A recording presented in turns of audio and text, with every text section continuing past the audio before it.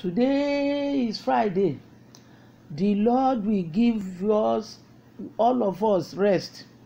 Those who are running among the town, those who are struggling, those who don't know how to survive, those who are you are working but you are praying, you want breakthrough, you will have breakthrough in the name of Jesus.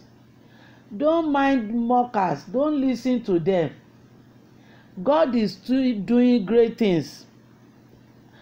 Apostle Paul, Galatians chapter 1, the last verse, I think it's verse 21, he said, that verse 20 said, he has been persecuting the Christian before, but when he changed, when Jesus met him and he started witnessing about the way, the people glorified God in him. People will glorify God in our lives. Wọ́n yan Ọlọ́run lógo nínú ayé wa. Ọ̀tá fẹ́ ọ̀tá kọ̀, àní wọ́n yan Ọlọ́run lógo nínú ayé wa. Wọ́n yan Ọlọ́run lógo nínú ayé wa. Lórúkọ Jésù bẹ́ẹ̀ ni yóò rí. Ọkàn wọ́n balẹ̀.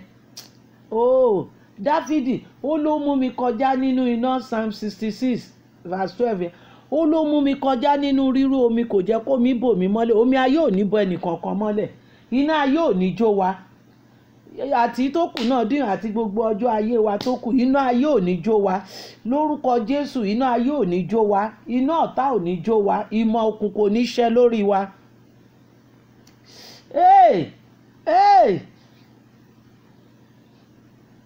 Ọdún yìí tún lọ, ọdún yìí tún lọ, ọdún yìí tún lọ bàbá. Ọdún yìí tún lọ, gbà mí Olúwa, kó gbé mi lékè, kó fún mi nísinmi, ọdún yìí ń lọ. Ọlọ́run ó fún ọ nísinmi, ó dá àyè ńlá. Ó ló mú mi bọ́ sí àyè ńlá, spacious place. Àyè gbà mí, àdúgbò wa níjẹ̀bú Òde, àyè gbà mí. Á dá àyè ńlá. Aládá àyè ńlá. Tí Nehemiah bá parí odi yẹn, pẹ̀lú bí àwọn Tòbíà Sanbálátì ti gbógun dìde tó, síbẹ̀ wọ́n parí ẹ̀ pẹ̀lú ìdálẹ́gbẹ̀ẹ́. Tógúntógún ni wọ́n parí ẹ̀. Màá ṣàṣeyọrí. Ìwọ náà ó ṣàṣeyọrí. Ìdáwọ́lé ẹnìkankan wa yóò já sọpẹ́. I'm in the book of Joshua chapter 21 verses 44 to 45. The Lord gave them rest. Roundabout. Wow. He gave them rest. According to all that God has sworn to their forefathers. It's true by them. No man was able to stand before Joshua. He fought many wars, so that doesn't mean he did not. He saw when, but he had rest. He came to spacious place. Á dá àyè ńlá. Ohun yòówù táwa náà ńlá kọjá. Á dá àyè ńlá. Á dá àyè ńlá. Ogun kan ò ní borí wa. Ogun kógun ò ní borí wa. Torí pé Ọlọ́run ti sọ, he has said it.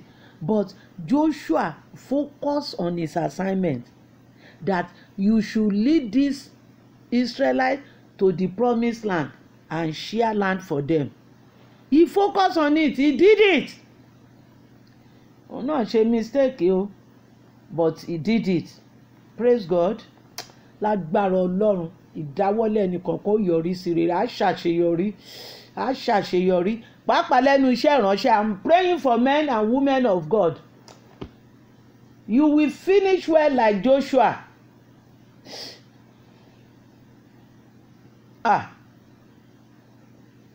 They won all the battles. Àwọn kan tiẹ̀ tún tàn wọ́n tán pretend. Síbẹ̀ they won. That shows that mistake, none of us is perfect. Anybody can make mistake. But if you make mistake, don't stay there. Micah chapter 7. He said, don't rejoice, my enemy. If I fall, I will rise up again. Even if I fall 7 times, I will rise up again. Gbogbo iṣẹ́ tó ti ṣubú tó ti dagun lórúkọ Jésù, ẹ gba agbára ọ̀tun. Ẹ gba agbára ọ̀tun, ọwọ́ ayérayé kó gbé yín sókè. Gbogbo ọwọ́ tó sì ń da ayé kọ̀ọ̀kan rú, tó ń da ẹbí kọ̀ọ̀kan rú, tó ń da iṣẹ́ kọ̀ọ̀kan rú, tó ń da ìjọ rú, ọwọ́ yẹn kó gbẹ dànù. Ọwọ́ ọba Jeroboamu ó gbẹni nígbà tó nà sókè láti mú wòlíì kékeré, ó gbẹni. Gbogbo ọwọ́kọ́wọ́ nínú ayé ẹnì kọ̀ọ̀kan kó gbẹ dànù. Kídà Olúwa kó gé bọ́. Bẹ́ẹ̀ ni yóò rí, kò ní yí padà. Kí ló dé? A mọ̀ pé ogun wà fún àwọn ìránṣẹ́ Ọlọ́run. Ó wà nínú Bíbélì, persecution. Jésù gan sọ, ó ní ẹ tújú ká, mo ti ṣẹ́gun fún yín. Ó lè rí ìpọ́njú tó pọ̀. Gbogbo eléyìí tí wọ́n ń ṣe tán ń tẹ ìránṣẹ́ Ọlọ́run ṣe. Àwọn ọjọ́ míì kàn ń pọ̀ sí ni. Ó ń pọ̀ sí ni. Ebi ìwọ ló ní lọ. Ẹlòmíì ò fẹ́ wọlé. Paul apostle náà sọ bẹ́ẹ̀. Theophilus àbí ó ní o kò fẹ́ wọ̀jọba ọ̀run, kò fẹ́ kẹ́lòmíì wọ̀. Ìwọ ló fẹ́ wọlé, ẹni tó fẹ́ wọ̀ ó wọ̀. Hallelujah.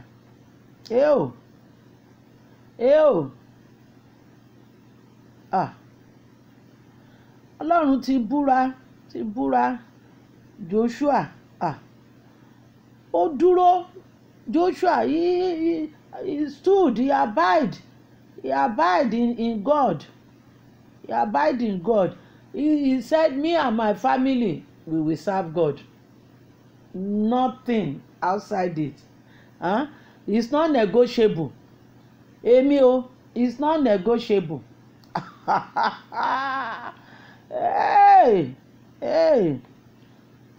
Olúwa ràn wá lọ́wọ́. They were affected by affliction.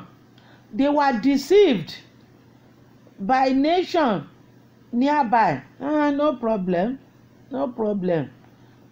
They fought many wars than that of Moses.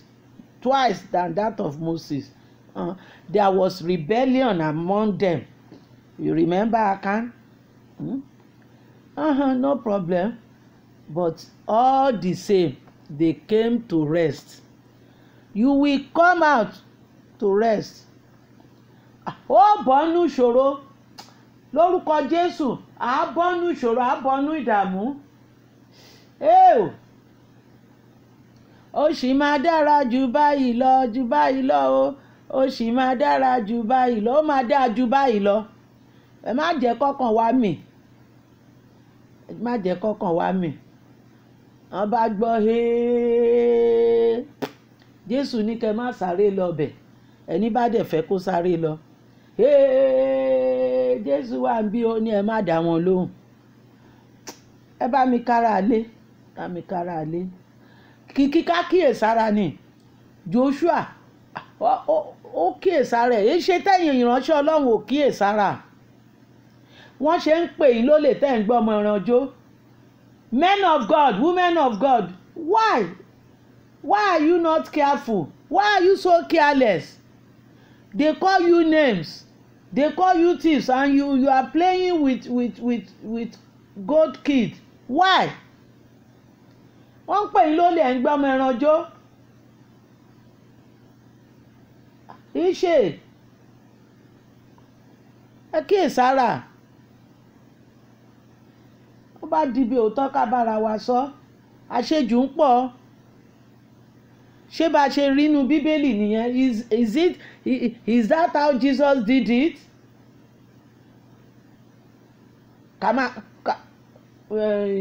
Sweet words o, ó ń gbẹ̀yàn lẹ́sẹ̀ẹ́ nú o. Mo kà yẹn, mo ì tiẹ̀ tún gbọ́. Mo rí tìyẹn o. Ṣùgbọ́n síbẹ̀ ẹ̀ náà yan kòbókò ẹ̀ ń ṣe. Èmi tiẹ̀ máa ń fẹ́ when I don't have anything to do. Let me be honest with you. When I don't have anything to do and I'm afraid and I want to while away the time, at times I open to some of these prophets that turn deliverance to theatre. God is my witness. I don't need to hide that. And I will be watching and laughing until I'm tired. Huh? Who are you? What's your name? From where do you come? How many of you? Come on.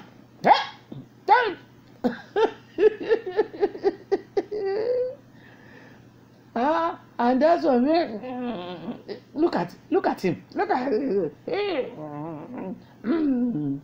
you come this one. Eddie theater, Eddie comedian. Praise the Lord. Let's go and worship the Father. Let us pray to Father, the covenant Father. He will keep his covenant.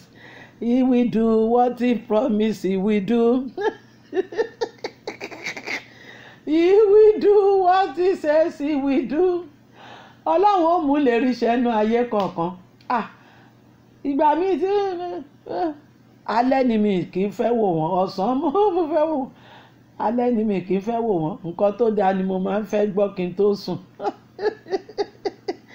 Oh dear, if I don't watch my video, I will watch me go other good sermon or Bible, put on my e-Bible. But in the afternoon, I do watch them. Do watch them. How do you want those people? In fact, I imagine when they stand up and put microphone in their mouth. And what you said this, do you know where you are? Do you know what you said? I will say, what will the people there, be feeling? What will they be saying? Tomorrow the next day, if they see that. I remember in Ibadan, somebody sued a prophet. He saw his mother on television saying she's a witch. He sued that church, he sued that man. I think that was that is why they stopped that thing in that church. Praise the Lord. Ẹ jẹ́ á ṣọ́ra, ẹ jẹ́ á ṣọ́ra, ẹ jẹ́ á gbàdúrà, ẹ jẹ́ á gbàdúrà, ẹ jẹ́ á yin Ọlọ́run lógo. Ọba tó pè ọ́, ó pa gbogbo ìmọ̀ òkùnkùn rẹ̀, ó sì yàn ọ́, ó sọ ọ́ dẹni ọ̀tun, ó sọ ọ́ dẹni titun, ó sọ ọ́ di orílẹ̀-èdè mímọ́, ó sọ ọ́ di olódodo, ó sọ ọ́ di àrólé. Ó yẹ ká yìn. Let's thank this Father who receive us as we are. He knew that we are sinners, but he called us. He empowered us to become sons and daughters of God. John chapter 1 verse 12. And children know what is going on in there. We know the mystery. He keeps giving us the mystery. He give us the secret to the kingdom. He released keys to us. We should be grateful. Father Lord, we shout hallelujah. We say thank you. We are grateful. We are grateful. We are grateful, oh Lord. We are grateful, oh Lord, for all you have done for us.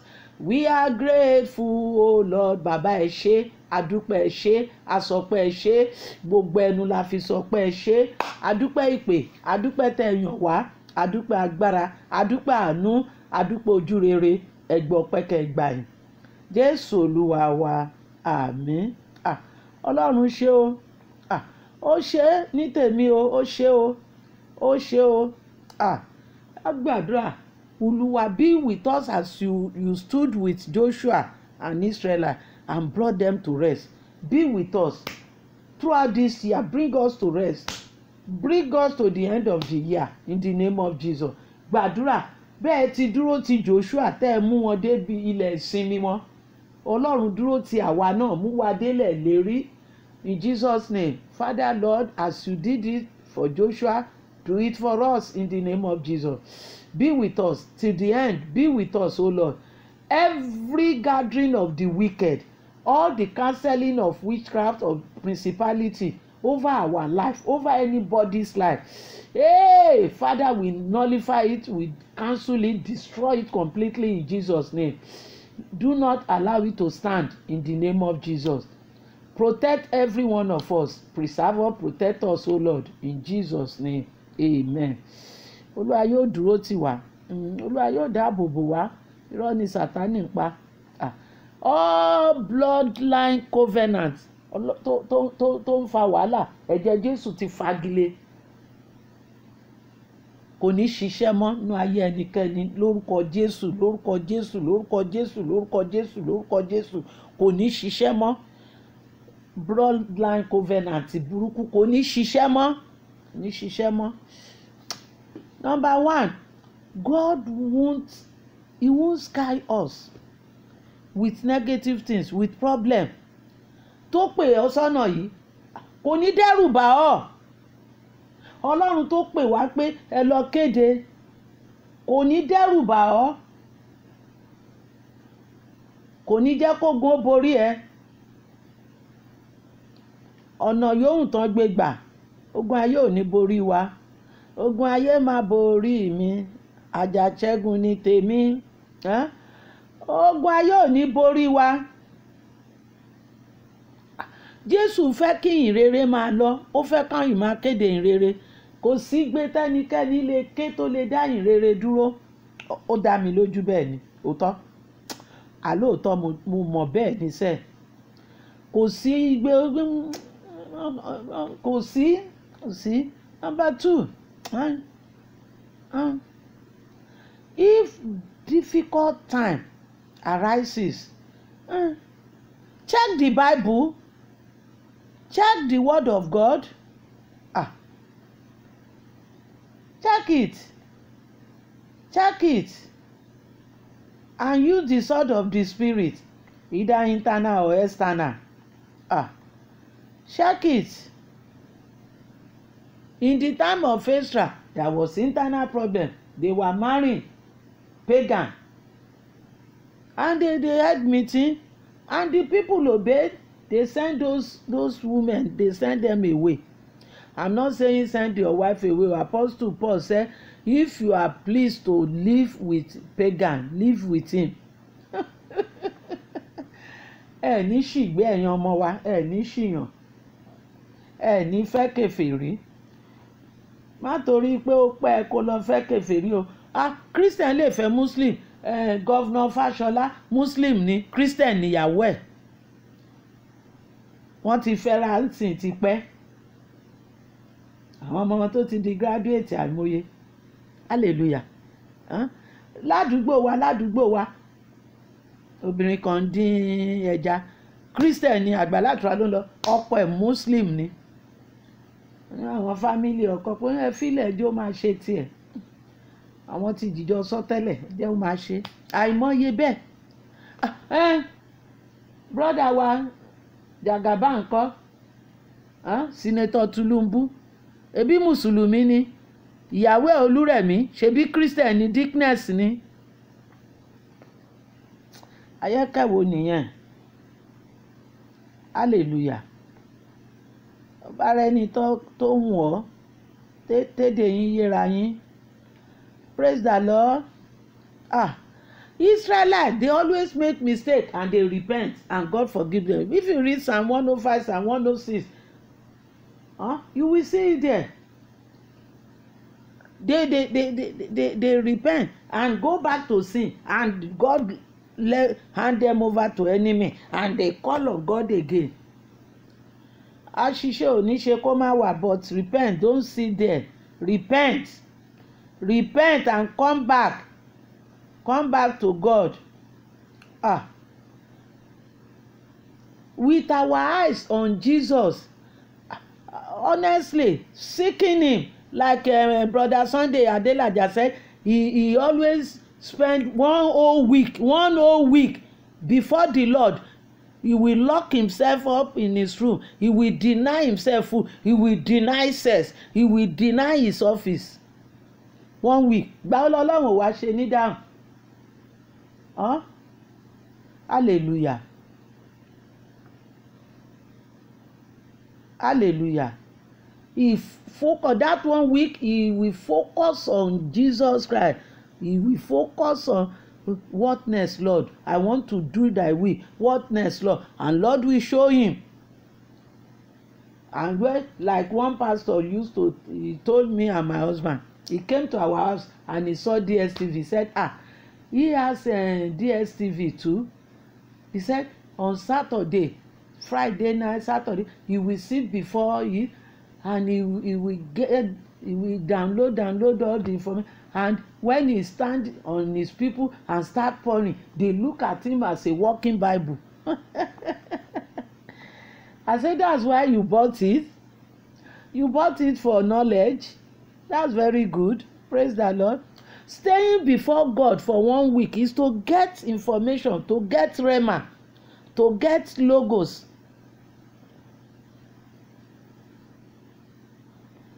Focus.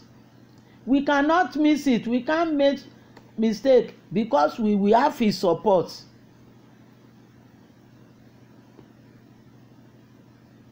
Máa wo Jésù, òun lolùpilẹ̀ṣẹ̀ àti aláṣepé ìgbàgbọ́ wa. Ẹ má wo èèyàn mọ́, ẹ má ṣe follow, ẹ má copy, ẹ má wo another person kan tó ń hùwàkiwà bí tó ń fi èrú kó ọrọ̀ jọ.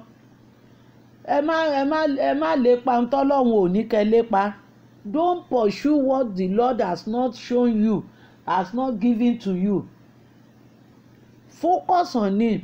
Do what he say you should do. He will bless you and receive his blessing with thanksgiving. With thanksgiving and supplication, with thanksgiving. It is well. Ẹ jẹ́ gbàdúrà. Father Lord, we shout hallelujah. Hey, today is for those who know the truth. Help us to stand by the truth. Help us to hold on to the truth. Help us to lean on the truth in the name of Jesus. In the name of Jesus, I pray for all gathering of children of God.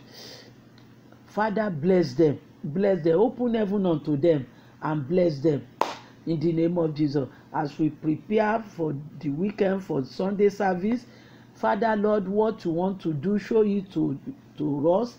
Show it to us, oh Lord, and empower us to do it, to do thy will with love in Jesus' name. Thank you, Father. Glory be to your name. Stand by your church. I know you will stand by your church. I'm just saying it, Lord. Thank you, Lord. In Jesus' name, amen.